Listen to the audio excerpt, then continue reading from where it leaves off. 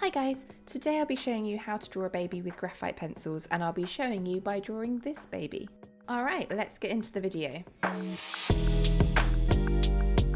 Now when I create a graphite drawing, I like to almost work in layers. I start with the lightest pencil, which is the hardest pencil, and gradually make my values darker as I work my way through the drawing.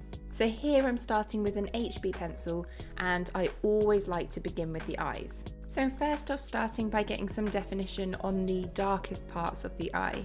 So particularly along the lash line, around the edges of the iris and the pupil. There's a little area of light on the eye which I am striving to keep white, although if a little bit of pencil gets on it, that's okay, I can remove it later. Once I've got these darkest parts on, it makes it a bit easier shading the rest of the iris because I can kind of see a bit more what I'm doing.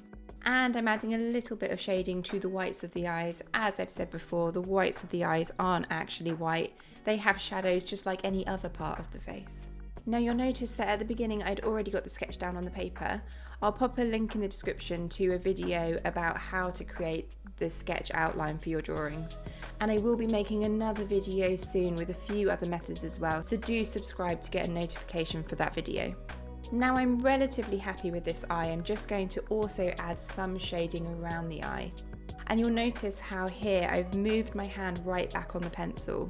For the shading for the skin, I want to be even lighter, and it's far more difficult to apply pressure when you're holding your pencil this far back. As far as how I'm making marks on the paper, I'm using small little circular motions to try and make it as smooth as possible. That said, it's not super important for it to be perfectly smooth, and you'll see why a little bit later on. So now I'm going to do exactly the same on the other eye. It's worth mentioning that I'm not focusing on being super accurate or applying any sort of detail at this point. Because this is our first layer, I'm just trying to get down basic shading and the basic shape of the face, and then all of the detail will come later. So now both the eyes are roughly shaded, I'm also going to mark in the eyebrows. Again, at this stage, I'm not focusing on any sort of detail. I just want to get them marked out, and I don't need to worry about any hair strokes.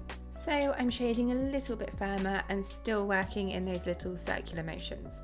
Now I can start some shading on the bridge of the nose, moving down to the rest of the nose. So earlier I said I always like to start with the eyes. I then like to move down the other features of the face, going to the nose and then the mouth. You'll see either side of the bridge here, there's some areas of darker shading. It's always worth remembering that when you go darker, it pushes areas back on a picture and lighter areas bring them forward. I'm going to put some darker, slightly firmer lines around the nostrils and the bottom of the nose, and also add a bit more shading on the left-hand side of the nose. The light in this picture is coming from the right, so the left-hand side is far more shadowed. So as I approach the end of the nose, you can see that I've been relatively light with this. It's not looking particularly smooth yet, but that's okay. Because now I've done these first few features, what I'm going to do is blend it all together. I like to use a little bit of tissue to blend, and all I do is scrunch it up and work in little circular motions again, just smoothing it all out. And you can see that once I've done this, it all looks very smudged, but that's what I want. It's made the skin nice and smooth, and it's a good base now to work from. You'll also notice that the whites that I left on the eye isn't bright white anymore, but that's okay, we can fix that at the end. So I'm going to carry on shading now under the nose and onto the mouth. I'm doing this in exactly the same way, focusing on getting my lights and darks roughly in the right place and not worrying about the detail. So as I move on to the lips here, there's quite a bit of texture on the lips, but I'm just putting down block colour just to mark things out. I'm going to move on to the cheeks now, and the main area where I'm applying a lot of my shading is towards the left. As I said earlier, the light's coming from the right, so the left is much darker. I'm going to give the whole bottom half of the face another little blend here in exactly the same way as I did earlier, and then I can move on to the top of the head.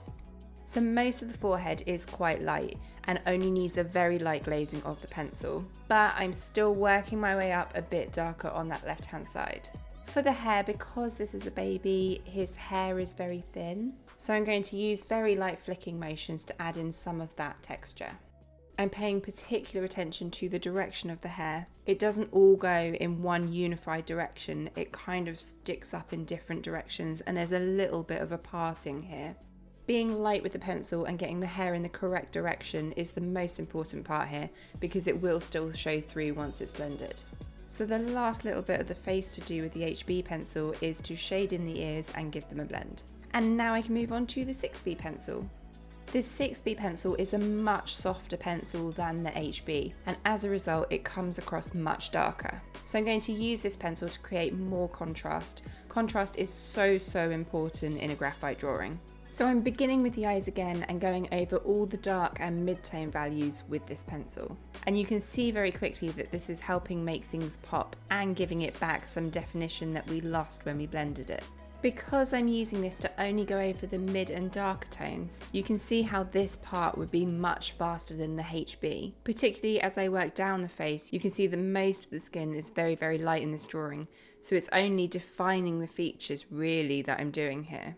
It's also faster because I've already done my base layer, so I've already mapped everything out. So even now I'm not too concerned with the fine details. I'm not putting anything like eyelashes in yet. I'm mostly using this layer to increase my contrast. As I'm shading the left hand side of the face with that big shadow, I'm using the side of the pencil in a similar way that I was earlier to try and get that as smooth as possible. But I will also be blending this pencil so it doesn't matter if it's not perfect. On with the hair, and I'm using the same flicking motions as I did the first time round, and still being very light while I'm doing this. There is one more layer after this where I will be adding more detail in with all of these areas. Okay, and another little blend. This time I'm using a mixture of tissue and a Q-tip. I'm using a Q-tip in areas where I want to be a bit more accurate with the blending, and I can use the tissue for larger areas. Okay, I'm going to come back and finish the face in a little bit.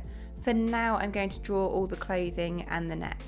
I'm working through in exactly the same way as I did earlier, starting off with the HB pencil and then moving on to the 6B.